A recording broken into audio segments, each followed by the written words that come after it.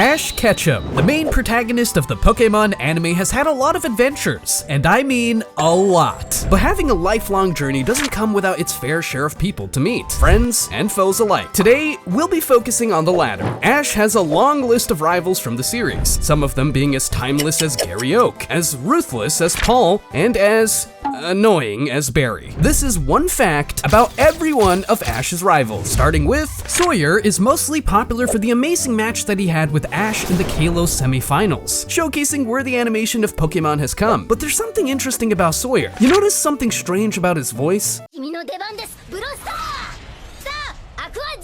Most notably in the Japanese dub, Sawyer is actually voiced by the legendary Ikue Otane, the same voice as Pikachu in the anime. Long ago, Ikue was a bit bummed that she couldn't voice a character that had actual lines aside from, well, Pika Pika, but it's good to see that she could play as a major character in Sawyer, and later Coral in the newer Pokemon anime. Gladion is one of Ash's rivals in Pokemon, though they seem to be on friendly terms despite Gladion's more edgy persona. Seriously, he really gives me a "it's not a phase, mom" vibes, though his desire to surpass Ash still deems him to be a rival of our protagonist. Plus in the games, he is a part of Team Skull, but that's not the fact we want to delve into. What is interesting is the fact that out of all the rivals, Gladion is the only rival to have one of Ash's companions as a relative, that being his sister Lily. Poor Bianca, a ditzy, clumsy, goof of a gal who always seems to be positive despite this. Bianca is mostly known for her design and personality. To say she's a fan favorite would be an understatement, but an interesting fact is that she's actually one of Ash's first female rivals in the entire series. Not only that, but she's also the first game-to-anime female character to go in and compete in a league conference requiring badges. Not bad for a total klutz. Richie is pretty much someone who can be claimed as Ash's Echo Fighter, if you know what I mean. Though we don't see him as brash or as, well, idiotic as Ash is from time to time, or at least from what I've seen from him in the anime. It even went to the point where Richie has caught nearly the exact same Pokemon Ash captured. Only difference being the nicknames of each of said Pokemon. Sparky the Pikachu, Zippo the Charmeleon, Rose the Tailo, etc. But one thing that Richie has that Ash didn't is his Eevee, who, strangely, doesn't have a nickname. I hate this guy. Yeah, I'm not gonna go in and let my usual positive energy get to me here. This guy just sucks. He is the most overpowered one-off character I've ever seen. He is literally there to showcase to the viewer, oh, look how cool and mysterious this guy is. He has a Darkrai and a Latios. Seriously? And the worst part about it, he has no interesting facts about him, aside from the fact that his name in Japanese, Tokuta, translates to prodigy, which makes me even more angry because it was literally written in the stars that Ash and everyone else was going to lose this match. You could tell they really didn't want Ash to win here, so making this character was a must for them. And now let's continue on before I actually lose my mind. Good riddance. I hate Tobias. Trip is a pretty chill guy who likes taking pictures of Pokemon and is one of Ash's more friendly rivals. That was until Trip said, Huh? What's so funny? See, I was just thinking that a guy like you came from the boonies. Man, what a jerk. And it seemed like the Pokemon team had the same thought because out of all of Ash's main rivals, he has the least amount of appearances, only appearing in 20 episodes of the series. But I guess they couldn't quite picture him as a main threat. Get it? Cause he has a camera and let's just move on. Wait.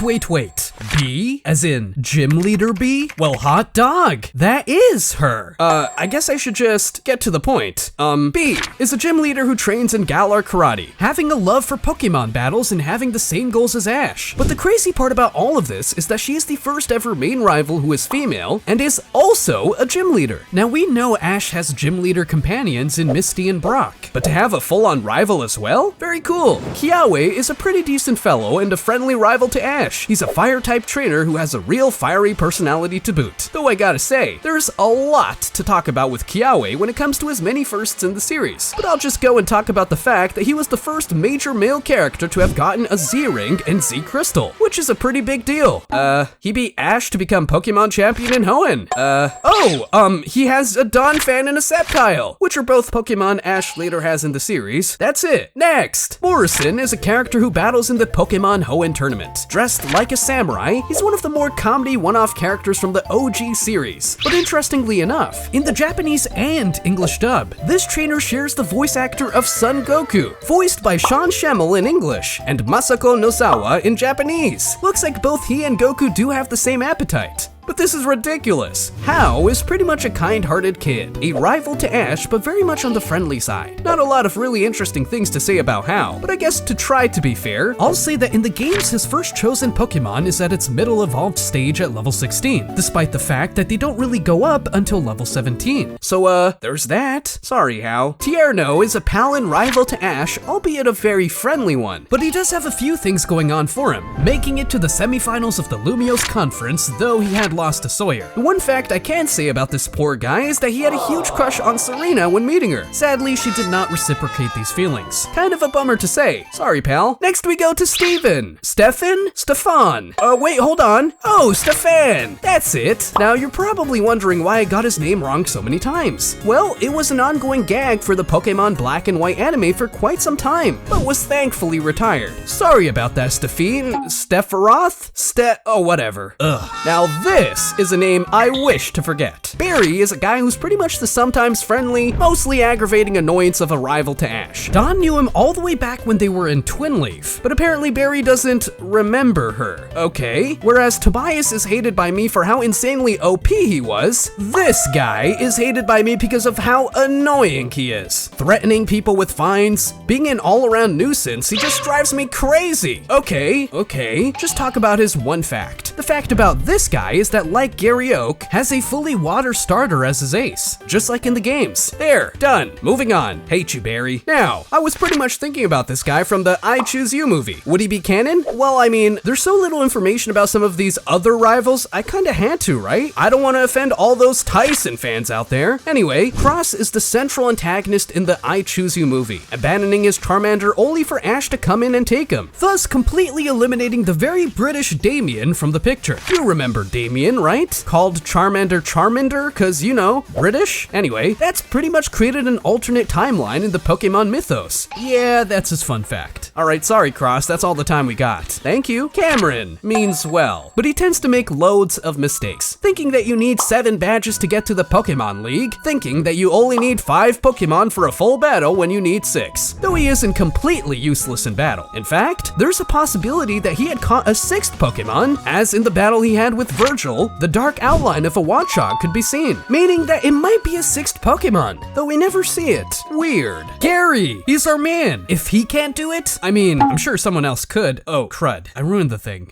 Gary Oak, the grandson of Professor Oak, and the first ever main rival to Ash. At first, he was an absolute jerk who was pretty much in it to win it, being a delinquent, driving cars even though he's 10 years old with this questionable cheerleading harem by his side. He was a guy you love to hate. Though when the series continues, Gary seemed to mellow out and become more of a friend to Ash than a foe. But if we're going to get into the nitty-gritty, we'll be talking about his one accomplishment that no one seems to remember. The fact that Gary freaking Oak has captured more than 200 Pokemon and 60 species of Pokemon. That's a feat that we never really see talked about in the series. Gary Oak really is completely cracked at the gotta catch 'em all game, huh? Nando, a very calm and zen-esque Pokemon trainer and coordinator, acting as a rival to both Dawn and Ash. A very polite Pokemon trainer who has a great skill in the harp. Interesting fact about his harp, he actually has 2. One shaped as a Mew, and one that has 2 Mew at the tail end. Nothing too serious, but it's always good to talk about my boy Nando. Next is...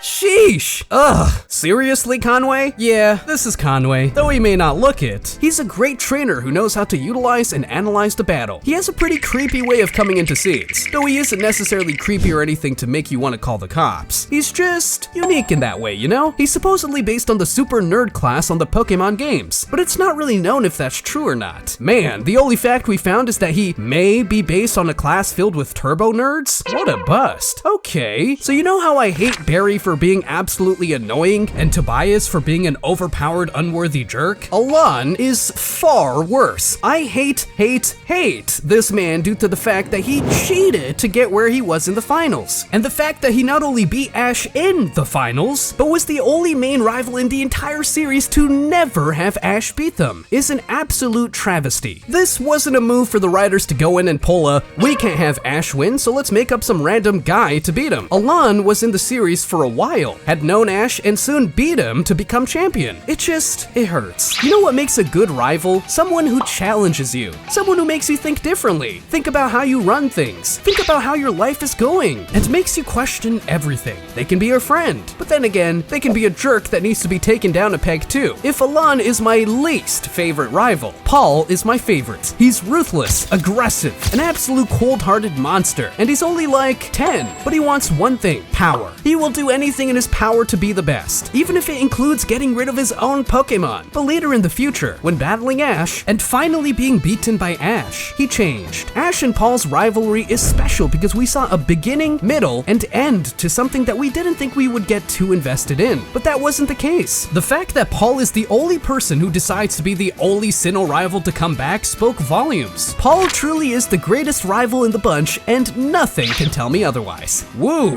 got goosebumps there. But hey, that's what happens when talking about the world of Pokemon. Were there any rivals we missed? Doubt it. Would there be any ones you'd want us to talk about that aren't Ash's rivals? Comment down below, and who knows, maybe your suggestion might be one we look at next. Anyway, be sure to like, comment, and subscribe to Pokestar for more exciting and enticing Pokemon videos. Till next time, bye!